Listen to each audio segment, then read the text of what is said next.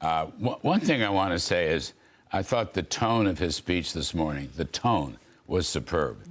Absolutely superb. I mean, there was tough love in there, but there was also a lot of empathy, a lot of alliance, a lot of kindness, a lot of history. There was no bullying there. It was very straight, really vintage Trump. As we were talking earlier before, look, I've been saying all week long, he wants to negotiate. If there's 10,000 pages of newsprint or internet, whatever, nobody wanted to say that. He's always said from day one on Truth Social, he wants to negotiate. This nonsense that he's going to attack Greenland or attack Denmark or attack NATO is just the stupidest thing. Headlines, U.S. lost its way. That's on the front of the Wall Street Journal, allegedly an American conservative business newspaper. The U.S. hasn't lost its way. They've lost their way. He's trying to salvage the alliance.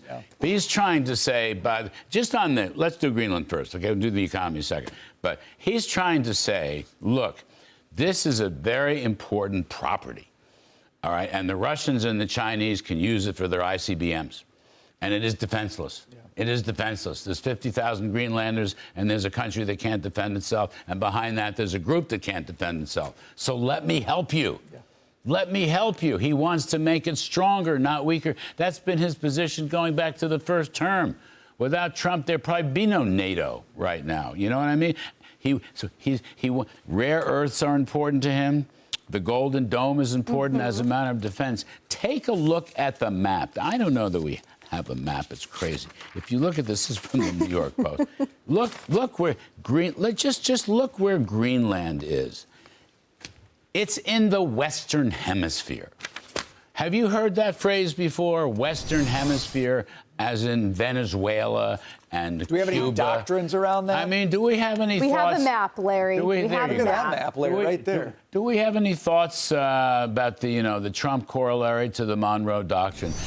Greenland is part of our hemisphere. I refer to it as the top hat of the Western Hemisphere, and we must protect it. We're elbowing out the Chinese. We're elbowing out the Russians. This is so strategically important. Yes, there are also rare earths, but as time goes on, look, NATO for years has begged Denmark to take action, and of course they can't take action. I don't know about the details. The negotiations, I mean, I'm interested to know the structure of whatever negotiations are going to happen in Davos and elsewhere and after Davos. It's all very, very important. I don't think it's, me personally, I don't think we have to own it. Although he makes a point that you can't defend the lease. That was an important point. I mean, that's real estate guy talking, and, and that's a very important point. So smarter people will probably have to figure that out. But there are military bases that can be renovated. Lots of military bases. We've used them before. Right. The Space Force was put up there for good reason. We can do that.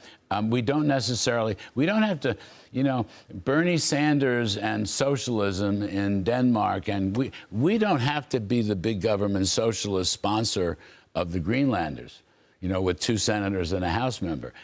If Denmark wants to pay the welfare benefits, let them pay it. Why do we have to do that? So I think there are limits. There are limits to what we need there. Yeah. It's all strategic. That's the key point. And he laid it out. I just thought he laid it out beautifully. What have I left? No, that's all. I mean, it's the dome, it's protection about the ICBMs, it's the Western Hemisphere, it's the rare earths, it's Russia, it's China, it's defending America.